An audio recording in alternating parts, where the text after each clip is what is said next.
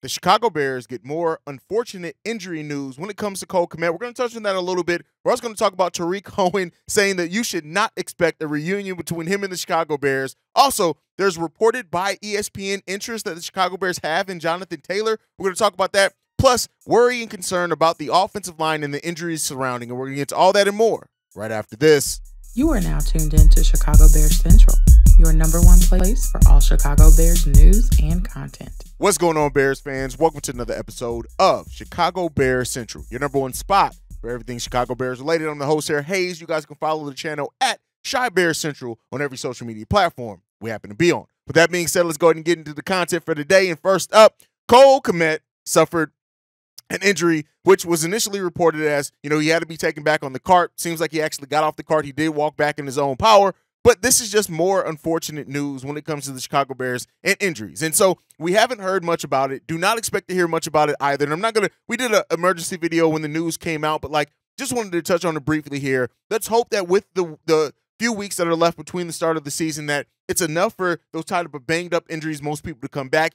Tremaine Edmonds, for example, has already said that he's going to be good to go for week one. And that's kind of what Matt Eberflus has maintained, is that most of the players that have been sitting out practices and preseason games are going to be ready to go by week one. Now, we do have some injuries mounting up in the offensive line, and one that's going to be pretty serious that we're going to talk about towards the end of the show. But when it comes down to it, I just want to maintain and say this, right, is that, yes, Cole Kmet got dinged up. It's good news that he got to walk back on his own. The Bears are going to play everything close to the chest, and it's unfortunate that it looks like we're not going to start off the season fully healthy. It's just it's not how we're going to start. I had initially had those hopes that the Bears are going to be able to start the season off as fully healthy as possible, which I guess fully healthy as possible is dynamic, right? But it's close to fully healthy as a team, but it seems like as we get closer to that becomes less and less of a chance. And, we've even had players come out and say that the Chicago Bears practices are pretty intense. And hopefully Matt Eberflus and everybody kind of looks at how to fix that, because the last thing we want is to lose players in practice before we even get a chance to really see them impact the game, right?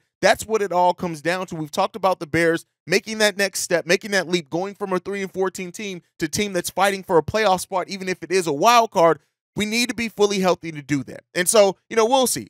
Of course, the next man up mentality, we have more depth on this team than what I think a lot of people realize as well. But you don't want to start off having to use your depth and rely on your depth in a major way. You want to try to start off the season as fully healthy. So, we'll end up seeing with that. Like I said, we already got a video out on that. If you need more detail on that, definitely go into that. But it's talking about current injured Bears, right? We have a former injured Bear, Tarik Cohen, who we talked about yesterday. Is ready to make his return to football. We'll see if a team picks him up. I do hope that he gets on a team, but he was on a live stream, and he said just simply this: Chicago don't want me. I just bought a house, just bought an effing house, and I'm cut. I got snipped. So, we know that Tarik Cohen suffered his torn ACL injury on September 27th of 2020, and then he also had a Achilles injury in that as well. So, it's been a lot with Tarik Cohen, and while I do hope that he does make a return to football and he is able to get back into the game that he loves, because Tarik Cohen was a player that kind of not started the position, but he was definitely a positionless football player. When you look at him throwing for a touchdown, catching a touchdown, running for touchdowns, right? The way that the Bears used him was so dynamic, and he was such an explosive player, even being 5'6", that I do hope he's able to get on, even if it's just in as being a special teams guy. But, when it comes down to it, considering we have a new regime, new head coach, new GM, new president, right? There's no ties to Tarik Cohen other than to the organization itself. And so it doesn't really make sense to where the Bears are sitting right now to go after Tarik Cohen. I do hope that he does make a roster. I hope that he is able to finish out and have a career. But it's not going to be here in Chicago, it doesn't seem like, per his words, and per just when you look at how this roster is set up. Now, in talking about one running back, let's get into another one. Jonathan Talor, we know, is kind of on the market with the Indianapolis Colts. And ESPN Stephen Holder came out and said that he reported that 6 teams haven't inquired about Jonathan Talor and his availability, and he did list that the Bears were one of those teams that have interest. Now, reportedly, the Colts asking price is a first-round pick or a package of picks worth a similar value. And here's what I say. I don't give a damn what an ESPN analyst says. The Bears, it makes no sense right now for the Bears to go after Jonathan Talor. And that's not to say he's a bad player. I talked about that when the initial rumor came out, but it makes no sense for the Bears to give up assets and to try to sign a player, to give up assets to trade for a player while he doesn't have a crazy contract at all. He does not. I think it's like $4 million per. It's not bad, but it makes no sense for the Chicago Bears considering how high they are on Roschon Johnson, how high they are on Khalil Herbert. They just brought in Foreman, right? Considering we have a really solid to great running back room ourselves, it makes no sense to give up assets to go after Jonathan Talor, in my opinion. I heard the rumors. I've seen them. I read them. I've gone over them. I think it's a bunch of malarkey, which is a weird word. Weird word to use right there. Nonetheless, I don't think it's validity to it, and I don't think that the Bears are going to be, trading for Jonathan Talor. Sure, should they have inquired about it? That's doing your due diligence. Make a call, especially when you have a player as dynamic as Jonathan Talor out on the market. You make a call and see what you can get done. But very quickly after it, once you hear first-round pick, you hang that up, you keep it pushing. That's what I think, and we'll see. Yes, the Bears are in a pretty good situation as well when you look at why we should be pretty excited for the fact that we do have Carolina's first-round pick going into next year, and we'll see what that team ends up shaping up and looking like. But it really makes little to no sense to trade value of a first-round pick or the equal value of a first-round pick and really try to acquire a running back when you have your young running back in the wings that you feel pretty confident in. And while, yes, most NFL teams are going to having 2 running backs in their system, that's just kind of what we're seeing the NFL move towards. The Bears already have that, right? And then because of how many running backs are coming into the draft, into the NFL, how many quality running backs there are every single year, even if you do end up not re-signing Khalil Herbert, which I'm not saying at all. If Foreman ends up just not being what you want, you send him off his way, there are going to be running backs that you can go out there and acquire, right? You don't have to give up a first-round pick, especially with where the Chicago Bears are right now. It'd be different if the Bears were in a place where, we were close and all we needed was that amazing, dynamic running back to get us into Super Bowl contention. Then you look at moving first-round picks to kind of acquire that level of talent. But the Bears are so far off from being a Super Bowl contender. Yes, we want to see them be a playoff team this year, but they're so far off from being a Super Bowl contender that you want to allow the talents you have to grow naturally, right? You don't want to send out picks to get something artificially right now that then you'll probably end up having to give a big contract to before you end up getting into that contention area. I just don't see it. So, we'll end up seeing what happens. But I think that, the Bears are going to be in a key position to maybe draft an amazing talent when having 2 first-round picks, even if that means packaging them both to moving up in the draft if the Bears do need something like that, which, Marvin Harrison, I would love if the Bears can end up, getting Marvin Harrison Jr., but that's a story for another day. But ultimately, I don't see it happening with Jonathan Talor. I don't see much there. I think there's a lot of smoke there, and we have national media people, once again, going for a story that they know is going to get clicks rather than reporting on things that make sense. That's my personal opinion. But the next question that we have is that we're mounting injuries on that offensive line. Tevin Jenkins hopefully being the one that's gonna the only one that's gonna linger on, right? Because Tevin Jenkins' injury can go into the first month of the season, which we already know, and how difficult that can make things for the Chicago Bears next year. But considering how important the protection around Justin Fields was for this offense, right? And how concerned should we be over the offensive line and the depth there, right? And we have a voicemail on this later, so I'm not going to get into specific players, but I will say this. Considering Nate Davis have yet, and shout out to Pat, the designer over at the Chicago Bears podcast over at ESPN 1000 and my co-host over on Locked On Bulls, he talked about the fact that he just has heard that Nate Davis just doesn't like to practice. And so, with being a veteran player, maybe it's some of that, but let's just hope that everything else with this offensive line, and yeah, Cole Kmet also being hurt, if it does turn into a lingering or injury that's going to keep him out multiple weeks into the season, it could definitely affect the protection and the weapons for Justin Fields, which we already have injury concerns as well in that wide receiver room. But ultimately is this, right? There are quarterbacks that you still need to make a step, even with injuries in that offensive line. You just have to, right? And Darnell Wright, Tevin Jenkins, having injuries there, having injuries with Cole Kmet, it's hugely concerning. I do not want to act like I am not concerned about Justin Fields once again running for his life. I absolutely am. But it comes down to it. We still need to see development. We still need to see the depth. And I will say this. Do not be surprised that if Ryan Poles and Matt Eberflus aren't as confident in the pieces now, if we do have lingering injuries, Ryan Poles will make a move to acquire a veteran offensive lineman. I have no doubts that he will. That's how important protecting Justin Fields is this season, so we can evaluate him. He has better weapons. Yes, some of those weapons may have injuries as well, but I'd have no doubts that Ryan Poles will try to acquire, if there is some lingering things and they're not as confident in that offensive line, Ryan Poles will try to acquire him.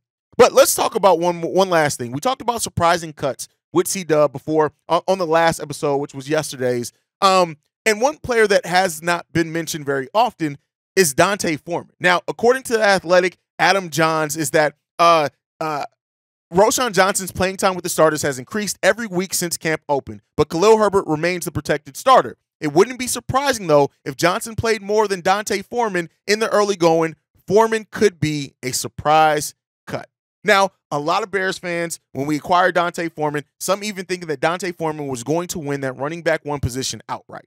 I've even had conversations with a couple of you guys in the comments when we talked about the ascension of Roschon Johnson that keep saying, hey, listen, D'Onta Foreman is a monster. There's no way. No, don't overlook D'Onta Foreman. We even have an episode on this channel. Are Bears fans overlooking D'Onta Foreman and the contributions that he can have? But the writing's on the wall. And while Adam Johns, I'm not going to report everything on him and go off what he said. This is one guy speculating.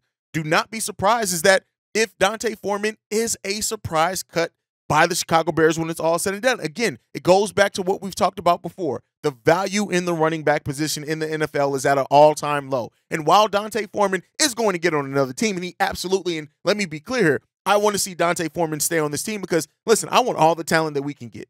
Yeah, I don't care if Roschon does pass him up on the depth chart. I still want to keep D'Onta Foreman. This is a league. We've seen injuries. The last thing that I would want is D'Onta Foreman to be cut, and then week 2 into the season, we get a player get dinged up in Roschon or Khalil Herbert, and then we have to trust Travis Homer and Treston Ebner to be our running backs, right? And that's not to poo-poo on them per se, but it's like that's not what I want to see. And so I hope that D'Onta Foreman is not a surprise cut, but there are those rumblings out there. And as we know with football, where there's smoke, sometimes there's fire. And so ultimately, I hope that whatever the decision is made, that we make sure that we maintain depth, that we maintain weapons, and that we maintain players that are going to be able to help protect and take the ease off Justin Field.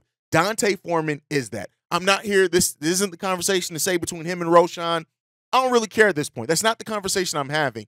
I just want, especially in a time where we are missing more weapons and getting players going down, I don't want a potential weapon and firepower coming out that backfield to be let go just in case, right? Just in case. And maybe that's a little bit of my PTSD when it comes to injuries in Chicago Bears, right? Maybe I'm projecting that into this situation. I do not want to see D'Onta Foreman let go. And then 2-3 weeks into the season, we look back and say, hey, see what happened? Khalil's going to miss a couple of games. It would be nice to have D'Onta right now, right? I don't want to see that. And so, like I said, maybe it's me being a little bit too worried, concerned, and protective over that. But you guys can let me know what you guys think down below. How surprised would you be if D'Onta Foreman is let go and a surprise cut when we start narrowing down to the 53-man roster? Let me know what you guys think on all that down below. But with tomorrow being the mailbag episode, we got overflow. So I'm going to play a couple of voicemails today. This one's from Fred. What's up, Haize? What's going on, man? Hope you had a good weekend. How you feeling, man? Shout out to you, C-Dub, and Bobby, the Cognac boys. Man, I'm just hearing this news about, Jenkins out for 6 weeks. That's going to really, kind of hurt the line. But I want to know, do you think you trust Tarik Cohen to fill in that role while he out for 6 weeks? Or are we going to sign somebody that's less better, got better, blocking, pass blocking, run blocking as well. They can fill in with our line, though. And watching that game Saturday, that boy P.J. Walker is pure hot trash. I expect for his ass to be cut. Because you let a rookie come in, an undrafted rookie on top of that, come in and shows you, even though Tyson, Bajan, didn't put up spectacular numbers, but he did better than what P.J. Walker did. And I think he's our number 2. Because P.J. Walker, he got to go. You know what I'm saying? Because this dude, it's like he just throw picks like he's not reading the playbook or what. Man, that shit blew me. And it was like I couldn't even really watch the game because I wanted to see how, our other rookies, and everybody else going to look to fill in on that 53-man roster as well, though. But I'm just just looking forward to the season. I'm glad they didn't really play the starters like that because what we need to play our starters for and risking them getting hurt. So I know a lot of people are mad about that as well. And, man, look, I was watching the motherfucking Detroit game against Jacksonville, right? They fucking game announcers is corny as fuck, man. I'm like, y'all do some straight cornballs, man. They really believe that Detroit is going to make some noise win the division. I'm like, look at the Detroit kidding fans and announcers. They really believe, though. But, man, I think P.J. Walker's going to be cut with Vildor bum ass and whoever else, though. But let me know what you think. Let me know if dude Tyson got that second string spot and we cutting P.J. Walker and whoever else. Until then, Chicago up, bear down, baby. Tevin Jenkins, man, listen, it sucks, right? Especially for a player like Tevin who has really responded well. The Bears have moved him up and down the line, and he's always, been a team player. He was one of our better offensive linemen, if not our best offensive lineman last season. And the protection that he provides is needed, right? And I know some Bears fans talk about him being injury prone and the fact that the Bears need to start looking elsewhere. And the thing that I'll say is this, if a player keeps proving to be injury prone, you have to have somebody to back him up that's ready. Even if you're going to double down and say, we like this guy's talent so much, we are willing to go through the injury concerns. You still have to have quality backups there. Now, some to say, Alex Leatherwood, J. Tyree Carter, things like that. You asked specifically about J. Tyree Carter, and here's what I'll say. I like what I've seen from Carter. I think that there is still a really good offensive lineman in Carter that needs to be developed. Now, here's the thing that I'll also say, that if Tevin Jenkins is going to be out the higher end of that speculation, let's say for the 6 weeks, I would like to see J. Tyree Carter get a shot, but I would also still like to see them go after a veteran offensive lineman just in case. If J. Tyree Carter's getting blown up a couple of games, he's not quite performing the way that you need him or want him to, that you have that veteran presence there. That's what I would like to see the Chicago Bears do. Not necessarily saying that they will, but that's what I would like to see, to answer your question there. So, we'll see what vets are out there. There are still some vets, offensive linemen out there in free agency that the Bears could absolutely look to bring in and solidify that offensive line while they're waiting on all these injuries to clear and everybody to get healthy. Guys can let me know what you think on that down below. But let's get into this next one. This one's from Big Bro, Marifa Assad. Bobby, C-Dub, hey, what's happening, fellas, man? This is Marifa Assad, black yet again, man. I got to call back, man. I'm just so frustrated, man. I'm hearing and watching all these Chicago news media videos coming out with all of this praise and worship for this young rookie quarterback, Haize. I mean, like, man, I ain't never heard no damn praise and worship for some damn quarterback who didn't go drafted at all. And he come from a damn D2 school, and they talking about the man like he the second coming of Tom Brady out there. They singing his praises, man. And I don't understand.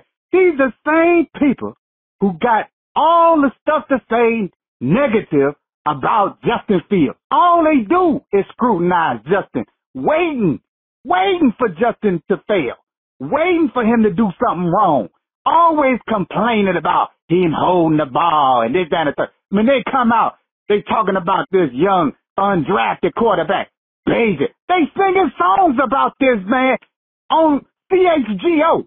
They singing songs about him. I'm like, what the hell did he do in his career other than playing the damn preseason game that ain't got no damn script and they ain't got no defenses to stop his ass, and they calling him a secret agent, man? What the hell type of shit is that? Man, I'm like, what the? I ain't heard no damn song for Justin Fields. That's the man right there. Justin is the man. So how you gonna sit up there and complain about the man that's gonna take us to the Super Bowl victory, and you praising some boy? Don't let me say it. Oh, you know what I'm saying? Don't let me say it. Hey, don't let me say it. I'm so fed up. I'm I'm like, what did he do? It's a preseason game. So ain't nobody scripting nothing. Ain't no defensive starters on the field. He's doing this against second and third string people that's gonna be shopping at Walmart and greeting at Walmart and driving school buses next damn month. Who the hell he figure he think they calling him like he be the next second coming? Okay, so he come in, he do his job, he do what he's supposed to do, and then all of a sudden here's this praise and worship talking about, oh, I love his release. Oh, he got quick feet. Oh, he can study and read the field. He can do this and he can do that. But when it comes to Justin, they got everything negative to say about Justin. Everything. I'm so sick and tired. I'm so sick and tired of them complaining and putting Justin down. And you know why they doing it. You know why they doing it. Don't make me say it. Hey, Marifa just went off. here's what I'll say. Bro, I understand you saying praise. I think we got to realize it's preseason. And we got to also realize that as an undrafted rookie, right, the praise is it evens out, right? This is a guy who played at a D2 school that, yes, he put up amazing numbers there. And the Bears may have found a diamond in the rough. They just may have. And I don't think there's nothing wrong in saying that. But, like, I know you said people are singing songs about him, things like that. Like, I think it's more so to say that, hey, if this guy is going to be good, even if he is just the career backup to Justin Fields, but he looks this good, that is reason to be excited. And I don't take the praise for Tyson Bagent as a slight to Justin Fields. I do see some people in comments like, oh, he's going to take over the starting position for Fields eventually. All that is just noise. Justin Fields is our QB1, but you still want to have quality behind them. You just never know, right? Much like I said with Dante Foreman and Roschon Johnson.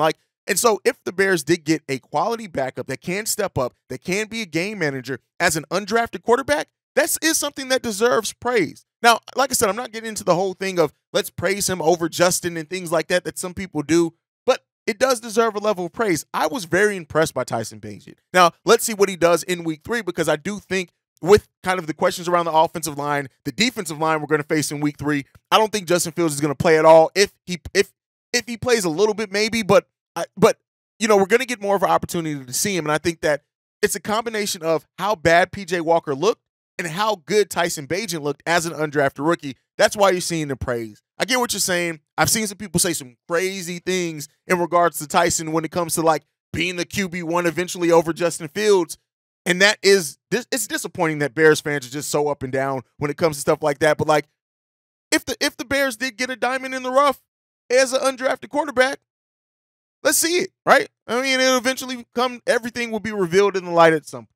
But thank you guys so much for leaving those voicemails. Make sure you guys get in more, as tomorrow is the mailbag episode. But more importantly, follow the channel at Shy Bear Central. You can send us any feedback, questions, comments, concerns, ChicagoBearCentral@gmail.com. Lastly, if you want to leave a text message and or voicemail for our mailbag episodes, the number to do so, 773-242-9336. We are the #1 spot for everything Chicago Bears related because of you guys. And like we like to end every episode up. Chi-Town up, but bear down. Love you guys. Peace, y'all. This has been a presentation of the Break Media.